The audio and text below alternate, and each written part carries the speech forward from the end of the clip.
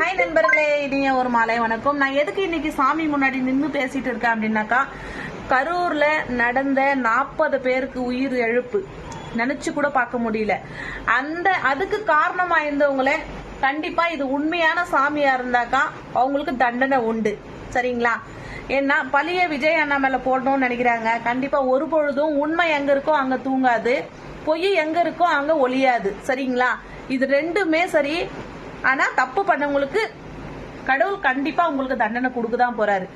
இன்னைக்கு 4 நாளா எவ்வளவு வேதனை வலி. இன்னைக்கு 3 நாளா நாங்க தூங்கி 3 நாள் ஆகுது. அவ்வளவு கஷ்டப்பட்டுன்னு இருக்கோம். என் குழந்தைங்க அவன் ஏன் இந்த மாதிரி மாமா அந்த ஊருக்கு போறதுனால எதுக்கு இந்த கஷ்டம் அம்மா, ரொம்ப ரொம்ப ஃபீலா இருக்குன்ட்டு குழந்தைங்க 3 நாளா சாப்பிடல. என் பிள்ளைங்க ரொம்ப வருத்தமா இருக்கு. ஏன்னா என்னோட அண்ணன் விஜய் அண்ணா வந்துட்டு கரூர் மீட்டிங்க்கு போய் இப்படி ஆச்சான்னு சொல்லிட்டு அவர் மனசு எவ்வளவு வலிக்குங்க. அதே அவங்க வீட்டுல எல்லாம் ஒரு எழுப்பு ஆகும்போது அவங்க மனசுல எவ்வளவு ஒரு